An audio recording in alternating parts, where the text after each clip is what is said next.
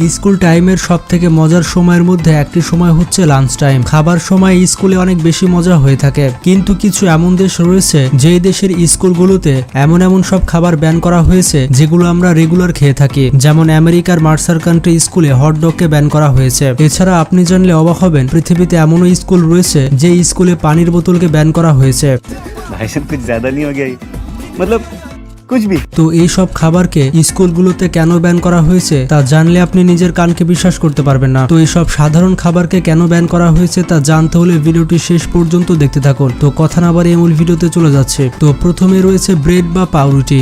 আপনি জানলে অবাক হবেন, শ্রীলঙ্কাতে যে স্কুল রয়েছে সেই স্কুলগুলোতে ব্রেড এবং ব্রেড জাতীয় খাবারকে পুরোপুরি ব্যান করা হয়েছে এবং সেখানকার গভর্নমেন্ট বলেছে যে স্কুলের ছেলে মেয়ে কোনোভাবেই ব্রেড বা ব্রেড জাতীয় খাবার খেতে পারবে না। শ্রীলঙ্কার স্কুলগুলোতে এমনটা করা হয়েছে তার কারণ হচ্ছে তারা মনে করে এই ব্রেড আমাদের শরীরের জন্য অনেক ক্ষতিকর। তাছাড়া সেখানকার বিজ্ঞানীরা মনে করে সাদা যে ব্রেড রয়েছে সেই ব্রেডগুলো সিগারেটের চাইতে ক্ষতিকর। এমনকি 2010 সাল থেকে শ্রীলঙ্কান গভর্নমেন্ট এই ব্রেড বন্ধ করার জন্য লেগে আছে। তাছাড়া শ্রীলঙ্কাতে গমের আটার মূল্য অনেক বেশি। সেখানে গমের আটার মূল্য এতটাই বেশি যে এর মূল্য 84 রুপি থেকে 300 রুপি পর্যন্ত পৌঁছে গিয়েছে। মানে 1 কেজি গমের আটার মূল্য 300 রুপি। ना तो स्वर्ग में जगह मिलेगी ना पाताल में। पाताल के भी जो नीचे एक जगह होती है ना जहाँ सिर्फ लावा है, वहाँ इसे जगह मिलेगी, वो भी शायद। মানে আপনি বুঝতে পারছেন স্কুলগুলোতে কেন পাউরুটিকে ব্যান করা হয়েছে। এরপরে রয়েছে বিস্কিট। কোন স্কুলে বিস্কিটও ব্যান হতে পারে এটি হয়তো আপনি বিশ্বাস করতে চাইবেন না। আপনাদের উদ্দেশ্যে বলে দিই, এই বিস্কিট চায়ের সাথে নয় বরঞ্চ ওয়াইনের সাথে খাওয়ার জন্য ইনভেন্ট হয়েছিল।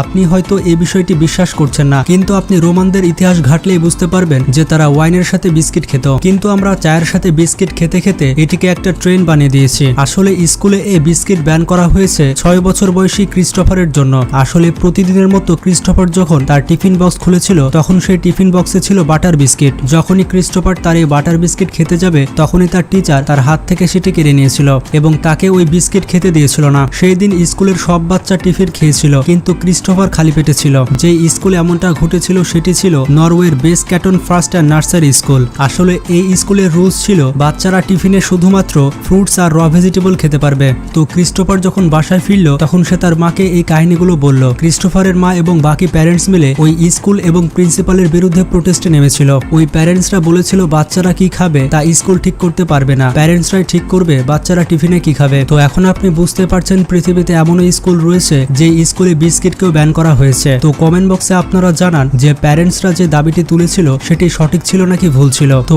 এরপরে রয়েছে হটডগ। হটডগ এমন একটি খাবার যেটি পৃথিবীর বিভিন্ন স্কুলের বাচ্চারা অনেক খেতে পছন্দ করে, কিন্তু আমেরিকার বিভিন্ন স্কুলে এই হটডগকে ব্যান করা হয়েছে কারণ টিফিনে হটডগ খাওয়ার জন্য আমেরিকাতে 8 বছরের একটা বাচ্চা মারা গিয়েছিল। আসলে এই স্কুলটি ছিল আমেরিকার মার্সার কাউন্টি স্কুল।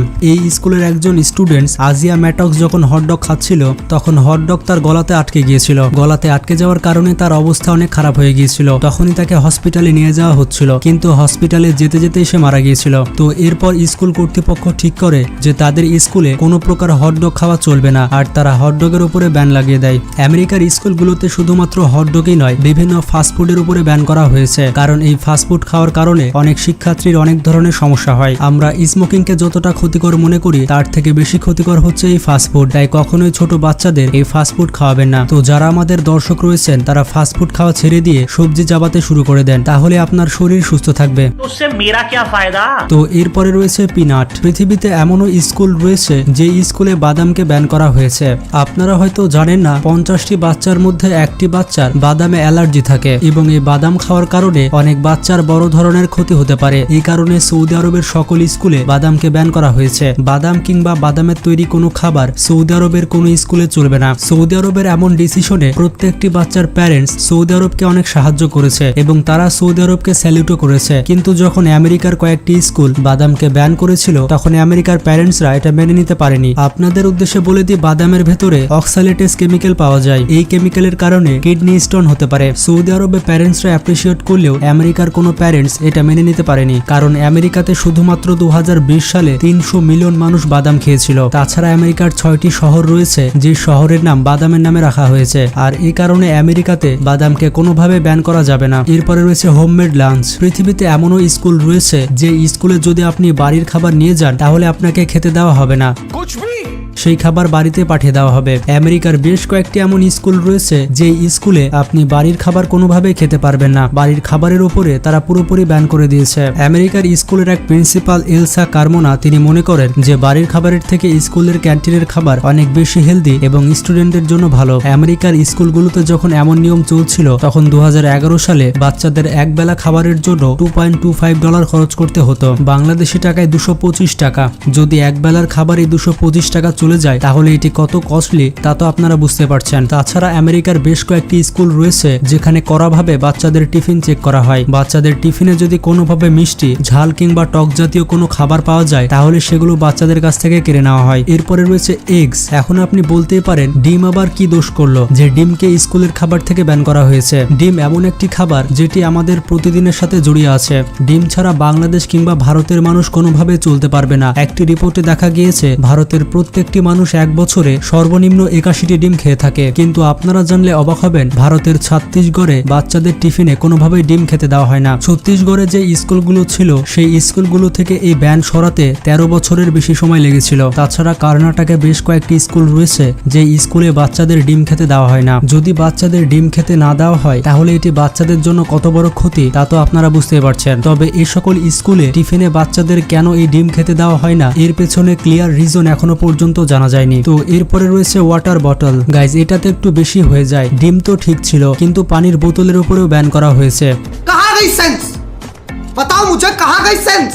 এটি আর কোনো দেশে নয়, নান আদার দেন ভারত। 2018 সালে ভারতের এডুকেশন মিনিস্ট্রি সিঙ্গেল ওয়াটার বোতলকে পুরোপুরি ব্যান করেছিল। প্লাস্টিকের বোতলকে ব্যান করার পেছনে কারণ হচ্ছে এই প্লাস্টিকের ওয়েস্ট। তাছাড়া এই প্লাস্টিক আমাদের শরীরের জন্য অনেক ক্ষতিকর। বেশি বেশি প্লাস্টিকের বোতল ব্যবহারের কারণে চারিদিকে প্লাস্টিকের বোতল পড়ে থাকে আর এগুলো পরিবেশকে নষ্ট করে। এছাড়াও ভারত সরকার ডিসপোজেবল প্লাস্টিক আইটেম এবং সিঙ্গেল ইউজ প্লাস্টিক আইটেমের উপরে ব্যান করেছে যাতে করে প্লাস্টিকের ব্যবহার কম হয় এবং আমাদের পরিবেশ ভালো থাকে। তবে এই প্লাস্টিকের বদলে নতুন এক ধরনের প্লাস্টিক তৈরি করার কাজ চলছে। এই প্লাস্টিক অনেক কার্যকর হবে। যদি এই প্লাস্টিকের উপর সূর্যের আলো এবং অক্সিজেন পড়ে তাহলে এই প্লাস্টিক গলে যাবে এবং মোম হয়ে যাবে আর কিছুদিনের মধ্যেই সেই প্লাস্টিক মাটির সাথে মিশে যাবে। তো এরপরে রয়েছে কফি। সাউথ কোরিয়াতে স্কুলে কফি পুরোপুরি ব্যান করা হয়েছে। তাছাড়া সাউথ কোরিয়ার সরকার ভালো মতো বলে দিয়েছে যে কোনো স্টুডেন্ট স্কুলে তাদের সাথে কফি আনতে পারবে না। তাছাড়া সাউথ কোরিয়া সরকার টিভি চ্যানেলকে ভালো মতো বলে দিয়েছে যে তাদের টিভি চ্যানেলে যেন কোনো প্রকার জাঙ্ক ফুড এবং ফাস্ট ফুডের অ্যাডভার্টাইজমেন্ট না দেওয়া হয়। কফি ছাড়া সাউথ কোরিয়ার মানুষ কিভাবে থাকে তা তো আমি বুঝতে পারছি না। তো গাইজ আপনারা দেখতে পেলেন পৃথিবীর বিভিন্ন স্কুলে বিভিন্ন সাধারণ খাবারকে ব্যান করা হয়েছে। তো আপনাদের কি মনে হয় এর মধ্যে কোন খাবারটি স্কুলে ব্যান করা একেবারে উচিত হয়নি? আপনার মতামত কমেন্ট বক্সে জানাবেন। তাছাড়া আপনি যখন স্কুলে পড়তেন তখন আপনার টিফিনে কোন খাবারটি সব থেকে বেশি নিয়ে যেতেন সেটিও কমেন্ট বক্সে জানাতে ভুলবেন না।